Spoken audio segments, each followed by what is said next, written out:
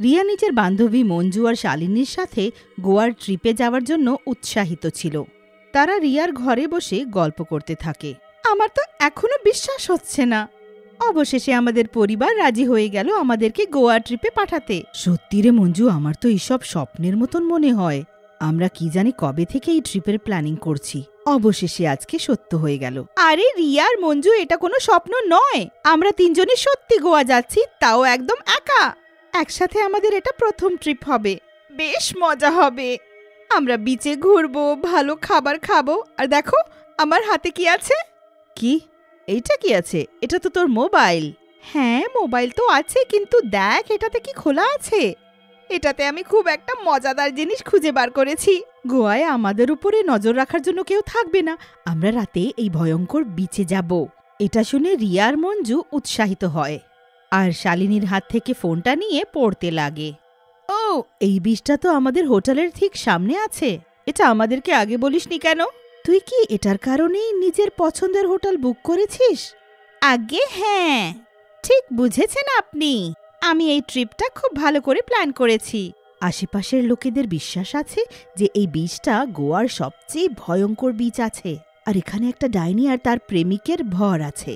তারা এই বিচেই আত্মহত্যা করে মারা গিয়েছিল। বাহ, কি কাহিনী! এবার বুঝলাম শালিনী যে কিভাবে এত ভালো হোটেল এত কম দামে হয়ে গেল, তাও গোয়াতে। তার সামনের বিচটা ভুতুড়ে যে আছে, ওখানে আবার কে যাবে? হ্যাঁ সেটা তো বটে মঞ্জু, তবে এটা ঠিক রইল যে আমরা তিনজনে রাতে এই বিচে ঘুরতে যাব। হ্যাঁ, আমার কোনো প্রবলেম নেই, আমি রাজি আছি। আমরা কি রোজ রোজ গোয়াতে যাচ্ছি? আর আমারও কোনো অসুবিধে নেই, আমিও একদম রেডি। ঠিক আছে, তবে তোমরা নিজের ঘরে গিয়ে প্যাকিং শুরু করো, পরের সপ্তাহে আমরা যাচ্ছি গোয়া। তিনজনে খুশি হয়ে প্যাকিং শুরু করে। অবশেষে সেই দিন চলে আসে যেদিন তারা গোয়ার জন্য বেরোবে। তারা ট্রেনে বসে গোয়া ঘুরতে চলে যায়। এটা 3 দিনের ট্রিপ ছিল। 2 দিন তারা অনেক ঘোরে আর অনেকগুলো ফটো তোলে, কিন্তু শেষ রাতে যখন তারা হোটেলে আরাম করতে থাকে তখন কিছু আজব হয়। শালিনী হঠাৎ জোরে চিৎকার করে। শালিনীর চিৎকার শুনে মঞ্জু আর রিয়া চমকে ওঠে। কি হলো শালিনী, হঠাৎ চিৎকার করলে কেন? কোনো ভূত দেখেছো কি? কত ভালো ঘুম ছিল, সব নষ্ট করে দিলে। আজকে গোয়াতে শেষ রাত আছে, সকালে বাড়ি ফেরার জন্য ট্রেনে বসতে হবে, আর আমরা সবচেয়ে জরুরি জিনিস করতে ভুলে গেলাম। কি? ওটা আবার কি শালিনী? আরে সেই ভুতুড়ে বিচে যাওয়া। তাড়াতাড়ি ওঠো তো তোমরা, আমাদের ওখানে যেতেই হবে। কি এখন? ঘড়িটা দেখ, 11টা বাজছে, এটা সেফ নয়।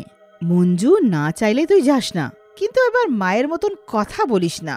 শালিনী ঠিকই বলছে রে মঞ্জু, চল আজকে আমাদের শেষ রাত গোয়াতে, চল আমরা ওখানে যাব, মজা হবে। রিয়া আর শালিনী কামরা থেকে বেরিয়ে আসে আর মঞ্জু নিজের জ্যাকেট পরার জন্য জানালার কাছে যায়। তখনই তার নজর বিচের উপরে পড়ে। মঞ্জুর সামনে একটা মেয়ে আর ছেলে দাঁড়িয়েছিল যারা তার দিকে তাকিয়েছিল। আরে এইটা কি? আমি ভেবেছিলাম বিচ খালি হবে, কিন্তু ওখানে তো লোকেরা আছে। তখনই শালিনী ডাক দেয়, মঞ্জু তাড়াতাড়ি আয়, নইলে আমরা বেরিয়ে যাব। হ্যাঁ আসছে। তিনজনে মিলে বিচে পৌঁছয়। ওখানে বেশ অন্ধকার থাকে আর শুধু চাঁদের আলোই সমুদ্রের জলের উপরে পড়তে থাকে। এইটা কি? হোটেলের জানালা থেকে তো আমি এখানে একটা ছেলে আর একটা মেয়েকে দেখেছিলাম, কিন্তু এখন এখানে কেউ নেই, মনে হয় চলে গেছে। কি? তুই একটা ছেলে আর মেয়েকে দেখলি? তবে তো তারা নিশ্চয়ই সেই প্রেমিক ভূত আর ডাইনি হবে। এবার ওরা তোকে দেখে নিয়েছে। লোকেদের বিশ্বাস আছে যে যাদেরকে তারা দেখে নেয় তারা এই বিচ থেকে ফিরে যেতে পারে না মঞ্জু। এইটা শুনে মঞ্জু ভয় পেয়ে যায় আর শালিনী আর রিয়াকে হোটেলে ফিরে যাওয়ার জন্য বলে। তারা বিচে বসে দৃশ্যটা উপভোগ করে। তখনই হঠাৎ সমুদ্রের ঢেউগুলো জোরে উঠতে লাগে আর হঠাৎ কোথাও থেকে গান বাজনার আওয়াজ আসতে লাগে। এই গানটা কোথায় বাজছে? হ্যাঁ সত্যি, বিচটা তো খালি, তবে এই গানটা ভূতেরা ব্যান্ড বাজা নিয়ে মঞ্জুকে নিতে আসছে না তো?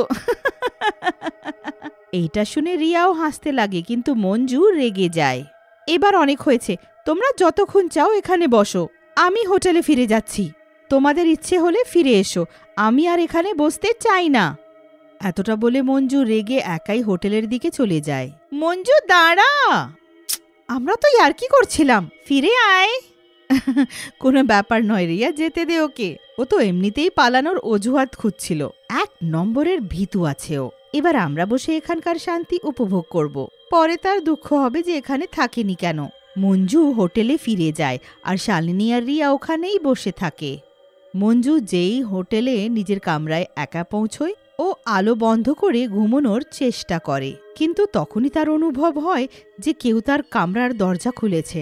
মঞ্জু দেখে যে ভেতরে দুজন দাঁড়িয়ে আছে। ও অন্ধকারেই কিছু খেয়াল না করে বলে, এসে গেলে না তোমরা আমার পেছনে? একা নিশ্চয়ই ওখানে ভূতেদের ভয় পাচ্ছিলে। আরে এটা কি? তোমরা তো ভূত আর ডাইনি আছো।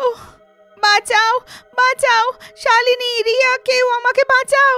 মঞ্জু কিছু করত তার আগেই ভূত আর ডাইনি দুজনে একসাথেই তার শরীরে ঢুকে যায়। তারপর মঞ্জুর দুটো মাথা বেরিয়ে আসে, একটা ভূতের আর একটা ডাইনির।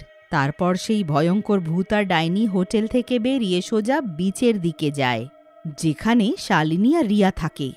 এখানে তাদের অনুভূতিও ছিল না যে এবার কি হতে যাচ্ছে। শালিনী, চল তো, এবার অনেক হয়েছে। এখানে তো কোনো ভূত ডাইনি দেখতে পাইনি। চল ফিরে মঞ্জুর কাছে যাই আমরা। হ্যাঁ, ঠিকই বলছিস রে রিয়া, চল যাই। যেই রিয়া আর শালিনী উঠে ফিরে যাওয়ার জন্য ঘোরে, সামনে সেই দুটো মাথার ভয়ঙ্কর ভূতকে দেখে তারা অবাক হয়ে যায়। এইটা কি আছে শালিনী? তার তো দুটো মাথা আছে, একটা ভূতের আর একটা ডাইনির। আমি জানি না রে রিয়া, এটা কি? শালিনী আর রিয়া দুটো মাথার ভূতকে দেখে এত বেশি ভয় পেয়ে গিয়ে থাকে যে তারা চিৎকারও করে না আর ওখান থেকে পালায়ও না। তখনই সেই ভূতের মাথাটা তাদেরকে বলে, আরে আরে, তোমরা সবাই তো এখানে আমাদের সাথেই দেখা করতে এসেছিলে, তাই তো? তাহলে এখন এত ভয় পাচ্ছ কেন?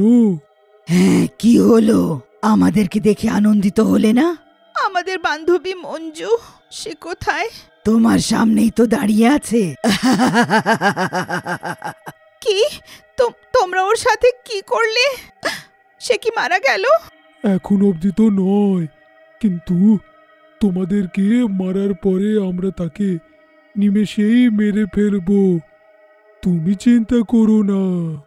এতটা বলে সেই ভয়ঙ্কর দুটো মাথার ভূত শালিনী আর রিয়াকে ধরার জন্য এগিয়ে যায়, আর তারা সমুদ্র সৈকতের দিকে পালায়। রিয়া, এবার আমরা কি করব? কি করে বাঁচবো এই ভূতের হাত থেকে আমরা? আমার মনে হয় এই ভূত আর ডাইনি মঞ্জুর শরীরে ঢুকে আছে, তাই সেই ভূতটা বলল যে মঞ্জু আমাদের সামনে দাঁড়িয়ে আছে। জানি না শালিনী, আমি কিছু বুঝতে পারছি না। এখন তো শুধু পালা, আমরা ধরা পড়তে পারি না। দুটো মাথার ভূত ও রিয়ার শালিনীর পিছু করতে থাকে।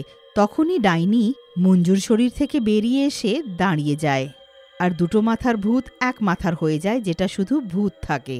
আমি তো ক্লান্ত, এবার তুমি গিয়ে তাদেরকে ধরে আনো, তারপর আমরা মিলে বিচে ডিনার করব। আরে আমার প্রিয় ডাইনি, ঠিক আছে, যা তোমার ইচ্ছে। হ্যাঁ। ওরা গল্প করতে ব্যস্ত, আর দেখ, ডাইনিটা মঞ্জুর শরীর থেকে বেরিয়ে এসেছে। কিন্তু আমরা কি করব শালিনী? সৈকতে দৌড়তে দৌড়তে হঠাৎ রিয়ার পা কোনো একটা জিনিস সাথে হোঁচট খায় আর সে পড়ে যায়। হে ভগবান, এটা কি? শালিনী রিয়াকে তুলতে যায়, তখনই তার নজর বালির উপরে যায়। ওখানে একটা মানুষের কঙ্কালের পা ছিল। হে ভগবান, এটা তো কঙ্কাল।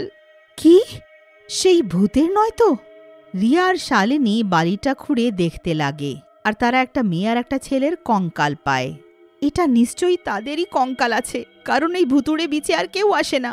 আমার কাছে লাইটার আছে, সেই ভূতটা এখানে আসে তার আগে কঙ্কালটা পুড়িয়ে দিই। হ্যাঁ রিয়া, তাড়াতাড়ি কর, দেখো এখানেই আসছে। থেমে যাও তোমরা, ব্যাস, তোমরা আজ আমাদের ডিনার হবে।